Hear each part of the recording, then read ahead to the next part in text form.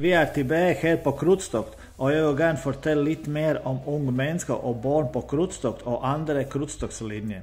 Här på vår Krutstoktsreis är det många unga människor och familjer med barn, och det är fordi det är många attraktioner och också stora rabatter till unga och barn. I klubben Sommarskin du kan också finna många Krutstokter som ikke är särskilt attraktiva för barn. Vi har stor, längre, mer exklusiva och eleganta Krutstokter med exotisk mel på restaurangbord. Där finns också Krutstokter där kun är för vuxna, vilket betyder att det är icke barn på det typ Krutstokt. Unga människor och barn företräcker upplevelser det ger adrenalin och massa av laj. Därför ser vi dem här och nu. Det är också stor betydning för årstid och säsong, för exempel i skoleperioden, var du icke mådde många unga människor och barn på Krutstokt. Många föräldrar önskar att bruka till samman med deras barn och hålla ferie samman. Jag som Malin far kände det riktigt gott från min egen erfaring. Jag ser också från våra medlemmar och partner i klubben att de reser på Krutstokt mer på det tidpunkt när barn har ferie. Efterårsferie, förårsferie, isär sommarferie och vinterferie är det mest populära. På dessa tidpunkter är det många barn och unga på Krutstokt. Det är också stor betydning för hur lång ruta är på ett Krutstokt och hur många det är.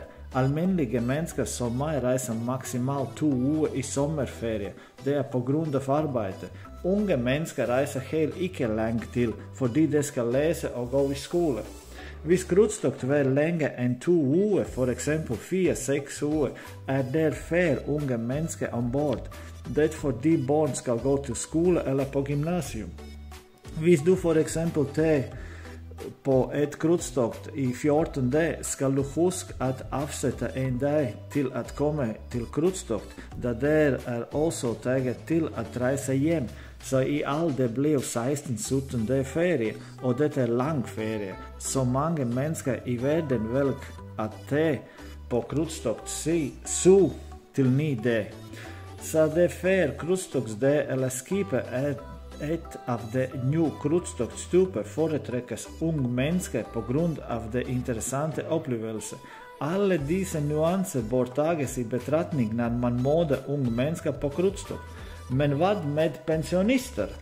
Pensionister har alltid oavsett att det är vinter eller sommar. De kan resa i 1 år eller 4 år. Det viktigt för dem är pris. Därför är det generellt fler äldre människor på Krutstokt där är längre ruta, och fler unga människor på Krutstokt där är på kort ruta. Tänk lite logiskt och se icke att det är en Krutstokt är kun för pensionister. Våra europeiska och danska unga vill icke ta på Krutstokt, icke fordi det är dåligt, men fordi det är för lite information om Krutstokt till dem och för lite information om pris och prisrabattpolitik. Här i Danmark är det stadigt många fördomar från oldtiden när det kommer till Krutstokt. Hvis du ändrar din hållning kan du ta på Krutstokt och uppleva världen, men hvis du fasthåller din fördomar, du blir hemma i din egen stua och icke ser någon av världen kun på fjärnsyn. Pröv själv att ta på Krutstokt, och så vill du se själv, kan du lida det eller ej. Om det är kun pensionister eller unga människor så kan du ta din egen beslutning istället för att lyssna till vad andra säger när de aldrig har varit på ett riktigt Krutstokt. Selvfølgelig ska du värdera vilken typ Krutstokt du vill välja. Hvis det är nytt skip vill det vara mycket intressant och show och spännande, men ju äldre skip det är, ju mer kedelig det blir. Tack för det gång.